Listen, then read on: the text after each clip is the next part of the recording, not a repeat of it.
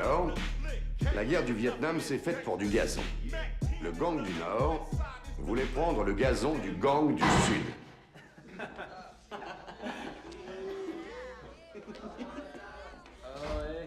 Tu es en retard, Juan. Tu sais, c'est une faute grave. Une faute grave? Vous voulez que j'écrive 10 fois « je suis désolé » au tableau? Non. Je veux que tu me l'écrives 100 fois. Allez. La vie est une partie d'échecs, Juan. Là, tu joues un coup important. Réfléchis bien.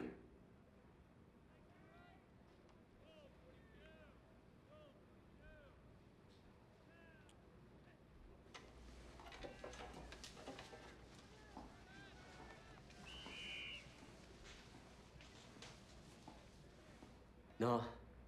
C'est vous qui devriez réfléchir, espèce d'enfoiré. Eh ben, crois-moi, Juan, j'ai réfléchi. Hé, Freddy Krueger, on n'est pas dans un institut de beauté. Fais-toi pousser de vraies ongles, ma grosse. Mais qu'est-ce que t'as? C'est des vrais, qu'est-ce que tu crois? Mais je fais en merde! Hé, Jérôme, tu sais comment on dit ton nom, Nabache? Non, comment ça se dit? Géronimo. Géronimo. Et le mot Apache, dans notre langue, veut dire les exclus, ceux qui sont proscrits. C'est comme leur emblème qu'on retrouve assez souvent sur le maillot des sportifs. Avant, on le retrouvait sur le blouson des gangs de motards des années 50, 60. Mon époque. L'époque des castors, ouais. Ouais. J'appartenais à un groupe qui s'appelait les Dragons. Ah ouais, c'était quoi les motards noirs? Ouais, c'était quoi nos frères? Eux, on les appelait les Chapelains. Les chapelains. Les chapelains étaient noirs? Qu'est-ce qu'ils portaient? Des mocassins? Mais c'était le gang le plus mauvais des groupes noirs des années 50. Et là où j'habitais, il y avait les Dragons et les Enchanteurs. Et les Enchanteurs, c'était les filles.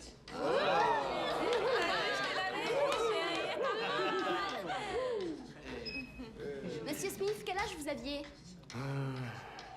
J'avais 12 ans quand je suis devenu un Dragon Junior. Oh, d'accord, Monsieur Smith est un mauvais garçon, hein.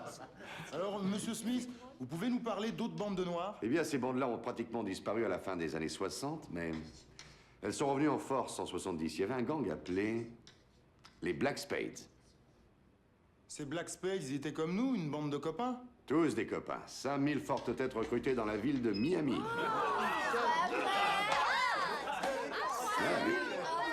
Monsieur Smith, s'ils étaient 5000, pourquoi on se retrouve dans cette classe? Bon, d'accord. Quel avenir y a-t-il à être dans un gang? Putain de merde, c'est d'enfer. Le fric, les fringues, plein de trucs. Ouais.